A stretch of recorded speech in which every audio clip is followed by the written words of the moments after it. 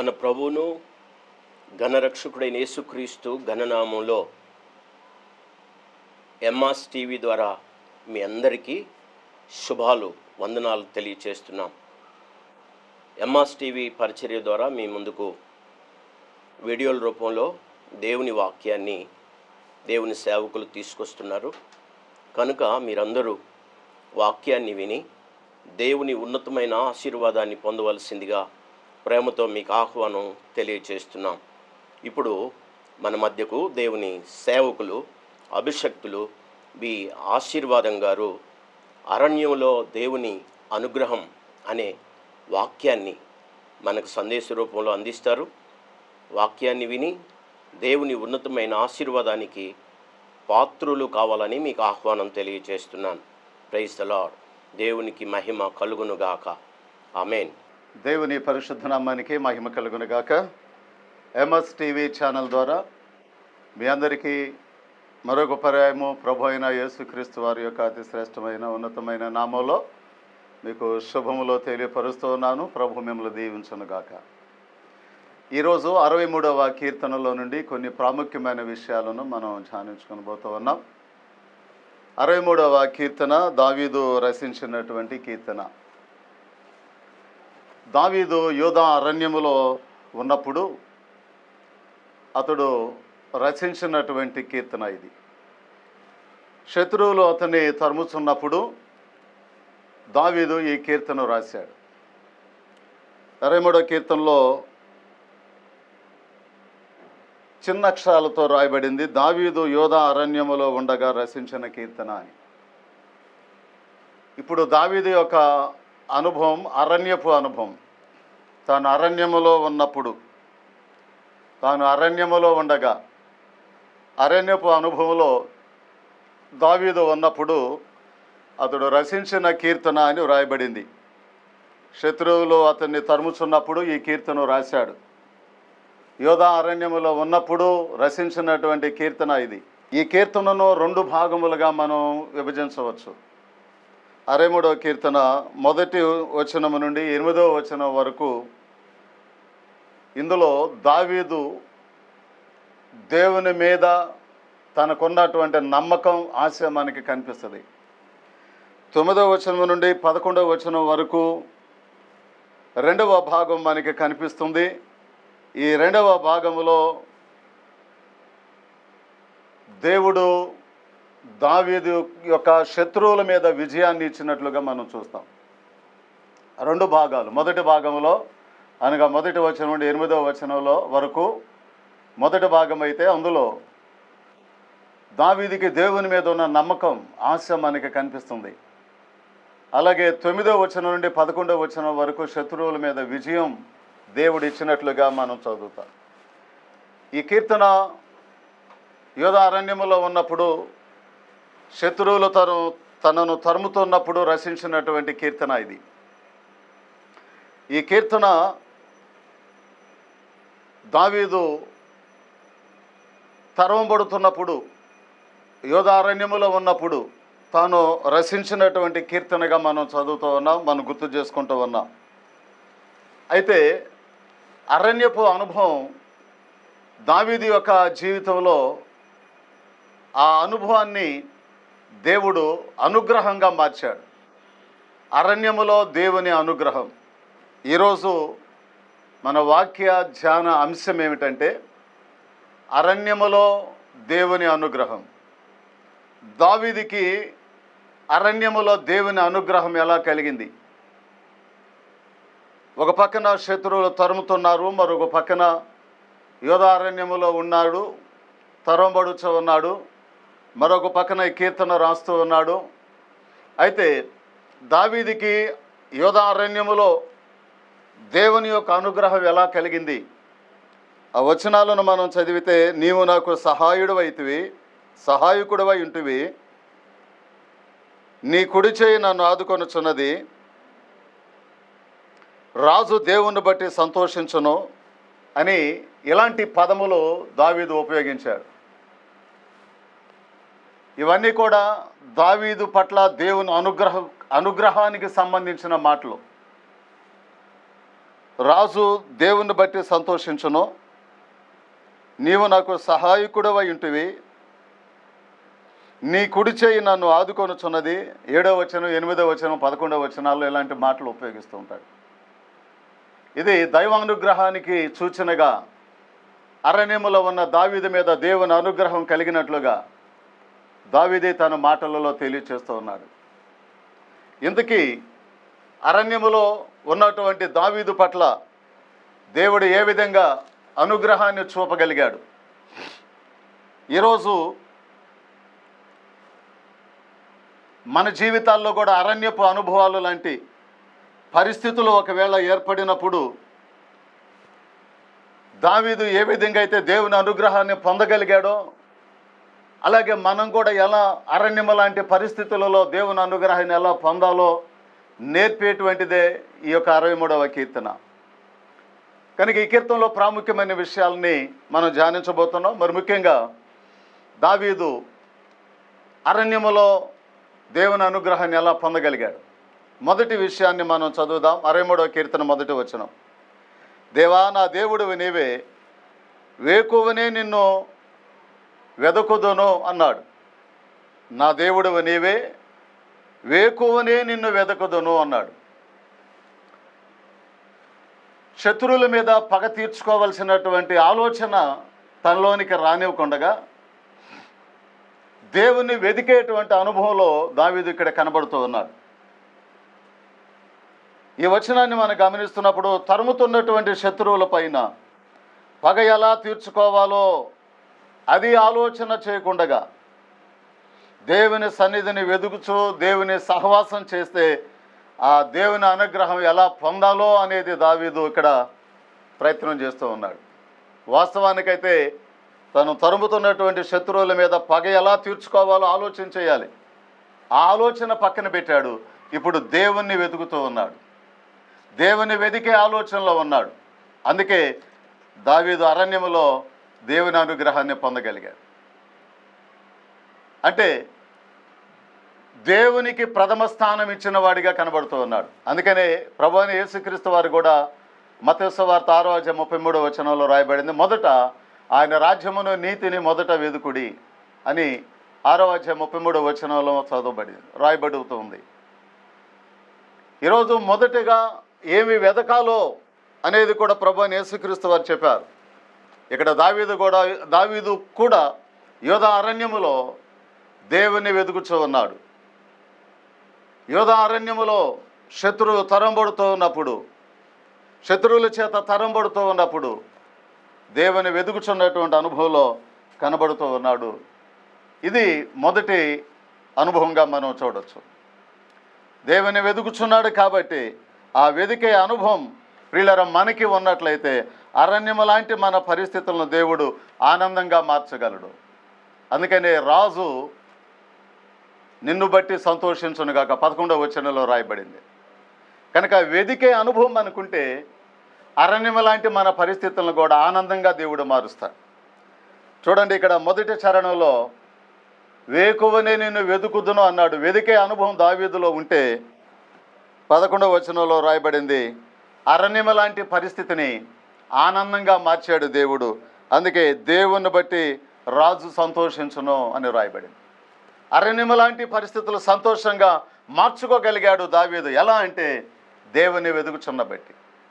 అది దేవుని వెతికే టైము కాదు, సమయం కాదు, సందర్భం కూడా కాదు. కానీ చుట్టూ శత్రువులు ఉన్నప్పటికీ కూడా, తనని తరుముచున్నటువంటి శత్రువులు ఒక పక్కన ఉన్నప్పటికీ కూడా దేవుని వెతికాడు. చూశారు.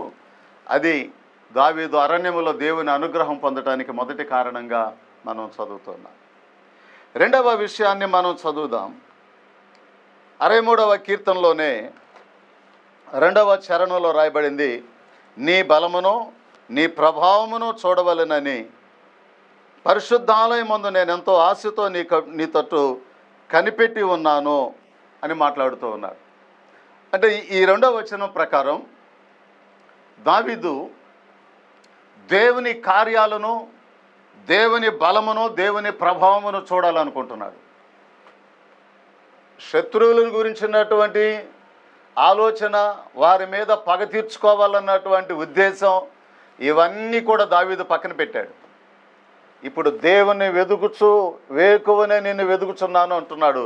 రెండవదిగా, దేవా నీ కార్యములు నేను చూడగోరుచున్నాను, నీ బలమును నీ ప్రభావాన్ని నేను చూడాలనుకుంటున్నాను అని మాట్లాడుతున్నాడు.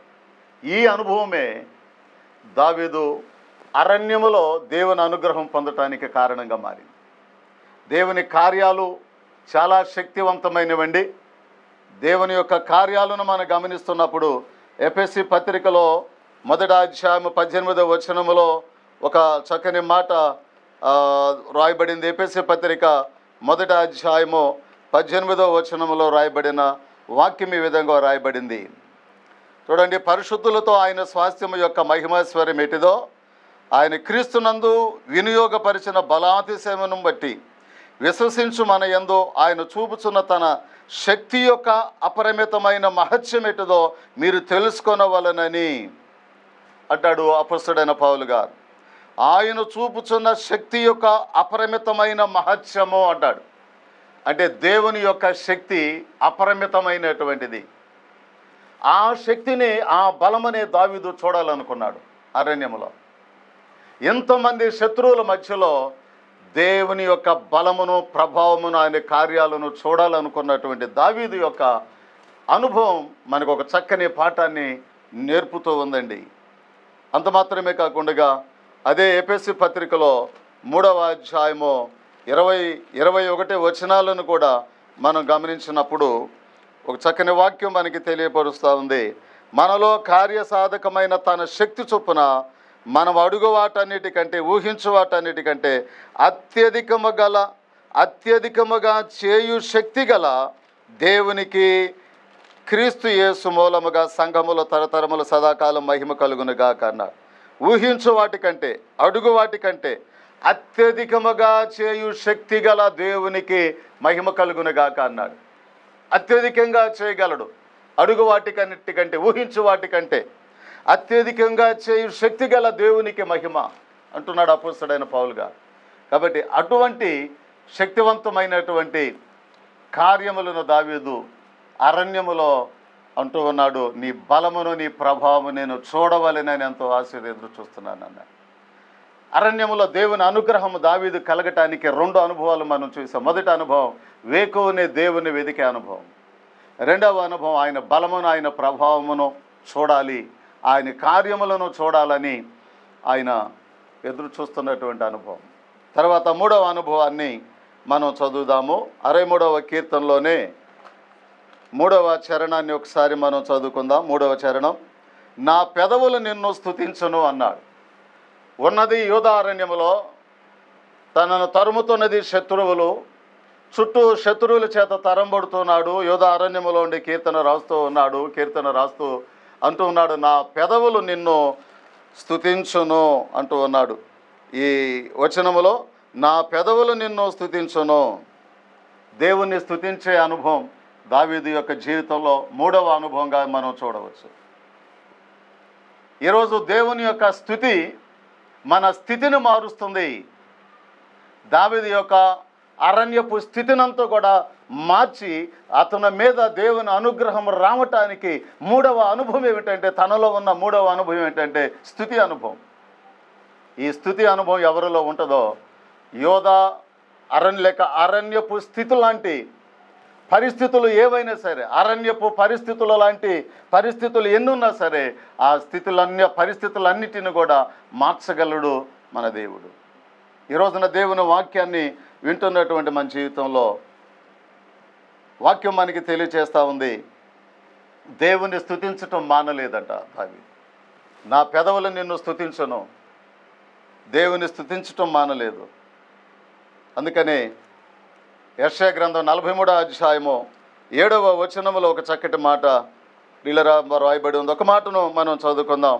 యెషయా గ్రంథము 43వ అధ్యాయము 7వ వచనములో ఈ విధంగా రాయబడి ఉందే మాటను చదువుదాం. నా మహిమ నిమిత్తము నేను సృజించిన వారిని, నా మహిమ పెట్టబడిన వారందరిని తెప్పించము, నా మహిమ నిమిత్తము నేను సృజించేవారు. అంటే దేవుడు మనల్ని ఎందుకు సృజించాడంటే ఆయనకు మహిమ చెల్లించటానికి, ఆయన మహిమకరముగా ఆయనకు స్తుతి చెల్లించటానికే. అందుకే మనం సృజించబడ్డాం అన్నట్టుగా దావీదు కూడా అరణ్యపు అనుభవంలో దేవుణ్ణి స్తుతిస్తూ ఉన్నాడు. కనుక స్తుతించే అనుభవం అనుకుంటే అరణ్యము లాంటి మన స్థితులన్నిటిని కూడా దేవుడు ఆనందంగా దేవుడు మారుస్తాడు. మన స్థితిని దేవుడు మారుస్తాడు. దేవుని అనుగ్రహం దావీదు మీద కలిగినట్లుగా మన మీద కూడా ఆయన అనుగ్రహాన్ని దేవుడు చూపుతాడని దేవుని వాక్యంలో రాయబడింది. అందుకనే ఇదే దావీదు 34వ కీర్తనలో కూడా నేను ఎల్లప్పుడూ దేవుణ్ణి స్తుతించేదను అన్నాడు. కనుక స్తుతి అనుభవం అనేది దావీదు జీవితంలో మనం ఎక్కువగా చూడగలుగుతూ ఉంటాం. స్తుతి కీర్తనలో దావీదు కూడా చాలా ఎక్కువగా దావీదు రచించాడు స్తుతి కీర్తనలు. కాబట్టి అటువంటి స్తుతి అనుభవం దావీదు యొక్క జీవితంలో ఉంది కనుకనే అరణ్యములో దేవుని అనుగ్రహాన్ని పొందగలిగాడు. అంటున్నాడు ఇక్కడ 63వ వచనంలో, నీవు నాకు సహాయుడై ఉంటివి. 8వ వచనంలో, నీ కుడి చేయి నన్ను ఆదుకొనుచున్నది. 11వ వచనంలో, రాజు దేవుని బట్టి సంతోషించును. ఈ 3 మాటలు దావీదు చెప్పగలిగాడంటే ఈ నిజంగా దేవుని అనుగ్రహం దావీదు మీద ఉన్నది. కనుక అరణ్యములో ఉన్నటువంటి దావీదు దేవుని అనుగ్రహాన్ని ఎలా పొందగలిగాడు అంటే మొదటి వచనంలో దేవుణ్ణి వెతుకుచున్న అనుభవం, 2వ చరణంలో దేవుని బలమును ప్రభావమును లేక ఆయన కార్యములను చూడాలనుకున్న అనుభవం, 3వ అనుభవం నా పెదవులు నిన్ను స్తుతించును. 3వ వచనంలో ఉంది స్తుతించే అనుభవం.